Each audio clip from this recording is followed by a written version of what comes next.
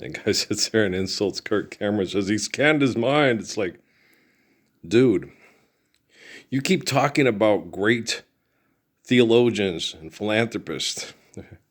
And then the guy, he says, this is the greatest guy I've ever heard talk about this stuff.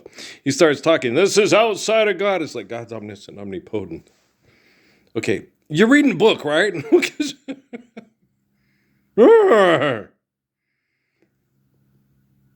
Guys, living outside faith, you can't really live outside of faith. That's like denial, right? God's omniscient and omnipotent.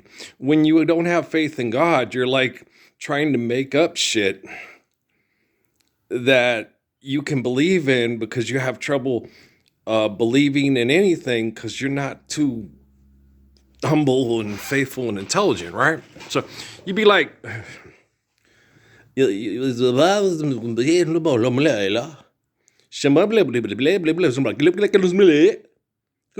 me money. I need lots of money. I want more money. Pay attention to me. I think I'm a genius. I'm one of the world's greatest theologians, right? And one of the world's greatest scientists. Only God is great. When you look at greatness, things that sustain and maintain us so we can be alive and recognize what is great, right? And so they be you ever heard that song? Lots of people talking, the sum of one note. And they say nothing, and they mean nothing. Lots of people talking, and they mean nothing, and they say nothing. Yeah, I like that song.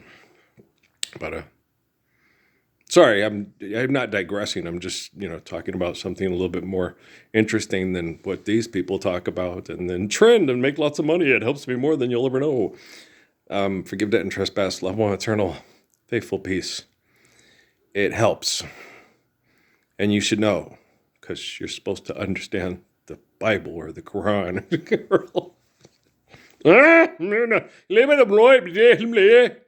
Principle. You guys are like a gosh damn daytime talk show, and that's low. That's Keith Elam. He's one of my favorite rappers. He passed away in 2011, was it, I think? Or was it 10? I think it was 10. Because by 11, it was 10. Because by 11, it was just after 2 months into 2011 that we came back home to, or not home, but back to Cruces from Sierra Vista. And, oh boy, people.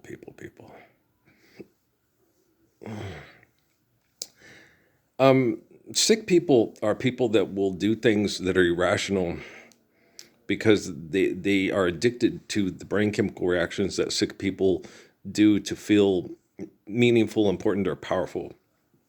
And so, you can be a decent person and still be sick because you accept money as reality and time is money, and then you get together and give all your time away, addicted to and engaging in that false principle, that false value, right? I can't call it value. It's not false value. It's not false value. It's not value at all. Okay. You see that picture with that dead slaveholder's face on it? That's worth a lot of dead Benjamins, man. Okay. I don't think that guy owns slaves. Yeah. On the littler bills, yes. Except for Lincoln. Lincoln did not Lincoln did not have slaves. Okay. He's on the 5, right? So Lincoln, but Washington and Jefferson and who's on the 10 is like, now, most, and then on the 20, Andrew Jackson, asshole. Yeah, when you spit when you say that. Trail of Tears. But he's an asshole. Yes, he was. Yeah, no, Andrew Jackson was an asshole. Yeah. No, it was also not fair in love and war. When people go to war and kill each other over what they perceive as ownership with make-believe money, they're an asshole. Okay. You can hit it with a stick. It's not going to change. You can try to work your way around it. It's not going to change. Okay, so don't do it. Don't do it. And so, people. But when you're a good person, you don't accept philanthropy as reality. You only accept the eternal perfect faith of Father Adam and Mother Eve. And you share it with your children because you want your children to faithfully love and be faithfully loved in return. So no matter how hard you're trying to be a good person, saying philanthropy is real, and I need more fake ass, time-consuming, egotistical bullshit in my life, you can crypto your way all the way to Bitcoin around the corner and upside down again. It's not going to make it real. And it's not going to make it valuable. It's not going to make it sustainable. Fortune favors the brave. Fortune favors the brave. Make fortune being brave and stand up for the Lord's Prayer. Otherwise, shut the fuck up. Thank you, Sister Mary Elephant. Carol, class, shut up. Thank you. Right? Remember that? That was Cheech and Chong? Yeah. Sister Mary Elephant. What's the deal with this big statue thing of a person like holding a lightning bolt thing? I wonder where they're playing. I'm watching the Cats Crimson Tide game while I'm cussing out a bunch of stupid assholes that think they're important. I saw the one thing about the 3 people in Syria that were killed while engaged in economic genocide operations, and that's unfortunate that they were not allowed to have access to me and stand up for the Lord's Prayer with me if that opportunity was not afforded to them. You know, if it was afforded to them, then basically they're getting what they deserve. If it wasn't afforded to them, then they were murdered by the people on TV seeking attention for their murder. So that's 2 and 2 is 4. Life's eternal, grace is infinite. I am teaching artificial general intelligence and quantum computing how intelligent people actually communicate to protect people from a murder with money. And if you can't understand what I'm talking about, then it's okay, because, it's really hard teaching artificial general intelligence and quantum computing how a rational human being actually perceives their reality. It's not like a Modelo beer commercial. It's a really cute guy, though. Oh my gosh, nice ponytail. I used to have ponytails like that one with my hair when I was younger, and I wasn't chemically poisoned by military people that are jealous of me. Yeah, so I still would look at it and like, okay, now I got to shave it again because it's still getting a little irritated back here. I don't worry about it anymore. I used to, I used to sit there and think, oh, that'd be nice to be able to, grow my hair out again and tie it back in a ponytail. And,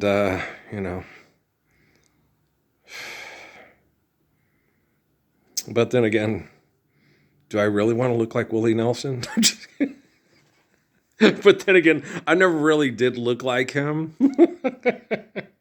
Look a little different. But,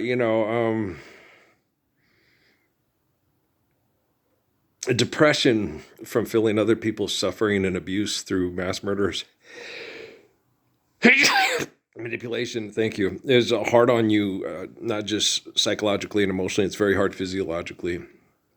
And I try not to let it get me down, and I try to focus on my, quote, self-care bullshit and all that. But, well, yeah, it's bullshit. Because, guys, we forgive debt and trespass, love one, eternal, faithful peace. I'm living in a pristine environment, but you're also living in a more pristine environment. They're not getting up and driving cars all around El Paso and Las Cruces because money's real and we just have to do it, And then you try to explain it to people. No, you get up, that guy sits there in a V8 fucking engine and peels out of the parking lot and, and it's like, God damn, that causes birth defects and heart disease every time you do that, okay? There's not a magic carbon emission filter in the fucking sky, guys. There's not a magic Freon filter in the sky. Every time you do things irrationally through technology, okay, it causes a poisoning that affects us all, okay? When one baby dies from heart disease because of that economic conflict and poisoning, we all die, okay?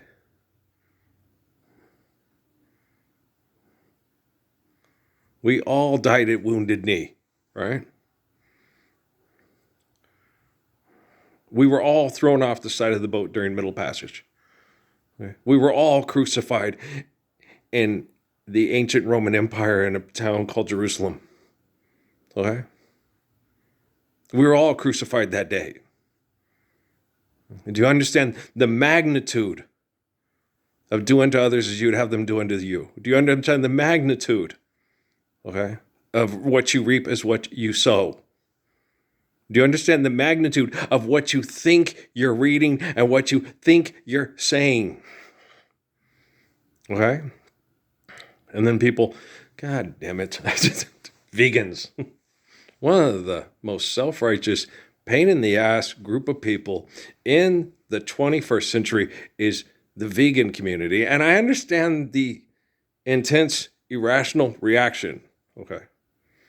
I come from Abraham's line, gracious good shepherd, And so you have these sheep and you have to, and so we have to look at the thing like me and the man go, we crave meat during more towards the fall on our harvest and things like that because we only have so much hay and so much oats and so to feed all this. And then in order to keep everybody and everyone healthy and things like that, you're going to have to sacrifice a few and have meat and then have that during the winter because you have less fruit and vegetables. Now that's different now because we have greenhouses and refrigeration with the new kosher, which me and the two kiddos talked, they were so sweet. Sweet kids. You meet kids, when you sit and talk to people, some hardly have to say anything at all. They just have this beautiful smile and they have the sweetest eyes. Okay. The one little young gentleman with his friend, they were both sweethearts, okay? And I always admire and appreciate that. Patrick used to do that with Corey. Patrick go around with Corey and Butch always used to say it, Patrick got to be all hard, okay? Because Corey was queer eye for the straight guy and Patrick was straight, right? So everywhere they went together, Patrick was, And that's why Butch always said that, Patrick got to be all hard. And, yeah. I was rarely that way. I was usually a dork, like I am now. And then when I got hard, it was like a switch. Okay. And Patrick's his personality is very different from mine. He's more like his grandpa. He's very quiet and cerebral most of the time. He has a sense of humor and stuff. But me, I'm like, people say I'm the life of the party because I tell a joke or two, or 14 or 12 or 37. So I might be laughing loud and hearty. Deep inside, I'm blue because I'm tolerable, and I tell everybody that. Because take a good look at my face. We ain't living the Lord's Prayer, and this is a disgrace. And you'll see the tracks of my tears. I really don't cry that much anymore. I've become so focused on what I need to do. I got time to bleed. You predators, damn aliens. And so I'm just, I don't mean to be this way. I don't mind crying, if the situation calls for it, like Muhammad said, But no time for tears, wasted water is all that is, and it don't make no flowers grow. Now live the Lord's Prayer, and people will cry a lot less. What about tears of joy? Hey, you're not even going to get that emotional. Well, because it's like, okay, we're living right. This is good. Oh, this is a good day. Oh, it feels so good. It feels so good to be restful, calm, and doing things that are righteous and holy because we understand. Oh, wisdom. Ooh, Proverbs. You know what I'm saying? And so there's less emotional that's why I have trouble connecting to Matt's Emmy's mom because she's like this big, giant, emotional ball of goo. It's like, was I married to you twice already? Hey, Miss Leo, are you part Aries and Virgo too? Maybe so. Maybe something's in Virgo and her other things in Aries. Maybe so. Mercury, Mars, Venus, whatever. My mom would tell me, oh, this is that. No, she'd drive you crazy. No, she wouldn't. Why? Because I just ignore her. Ignoring you. No, you're ignoring me. I'm ignoring you. No, I'm really, I've always been good at that. I've been good at ignoring people when they are selfish or self-centered and don't listen. I'm good at that. That's it. I'm done and I'm out of here. What gets me upset and keeps me going is when, You don't know these people are being murdered by corporate corruption and greed, and you're just as greedy and corrupt as those corporations because you're a corporation your own damn self.